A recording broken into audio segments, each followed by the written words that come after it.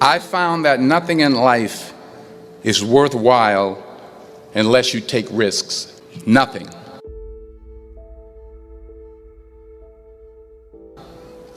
Nelson Mandela said, "There is no passion to be found playing small and settling for a life that's less than the one you're capable of living."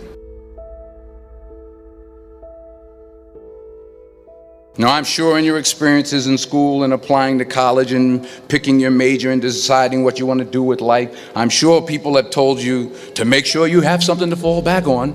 Make sure you got something to fall back on, honey. But I never understood that concept, having something to fall back on. If I'm going to fall, I don't want to fall back on anything except my faith.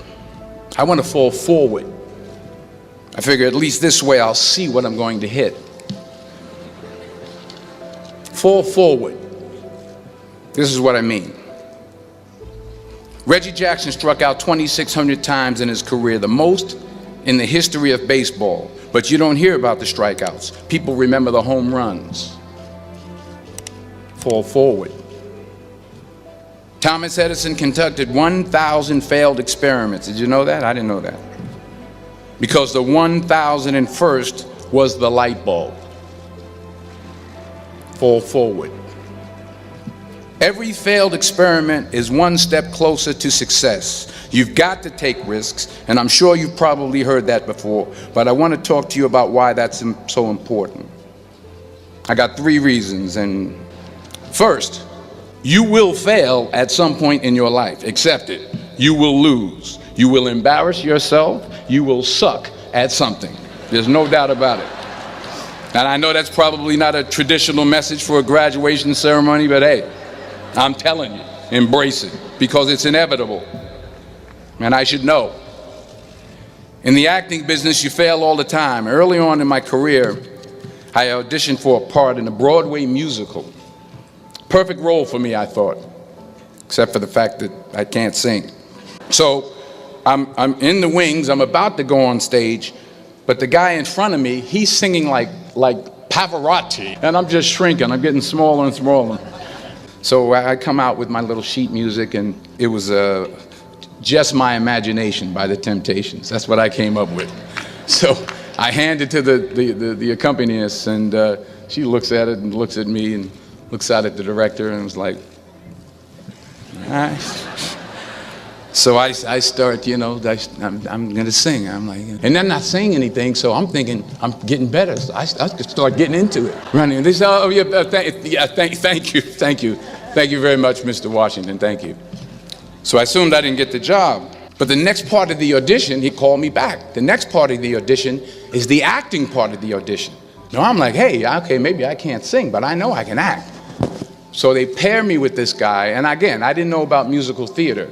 And musical theater is big, so they can reach everyone all the way in the back. And I'm more from a realistic, naturalistic kind of acting where you actually talk to the person next to you.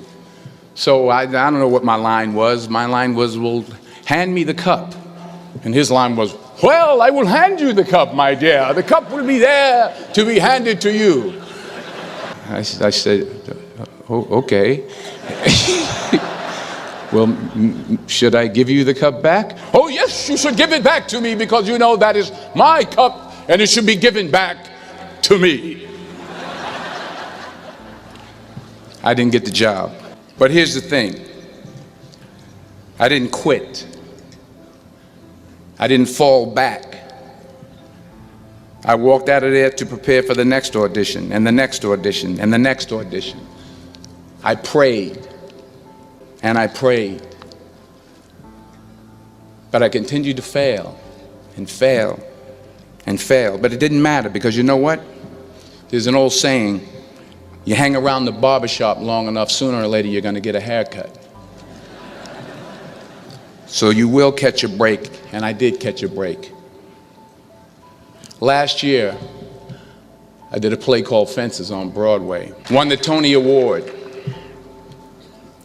And I didn't have to sing, by the way.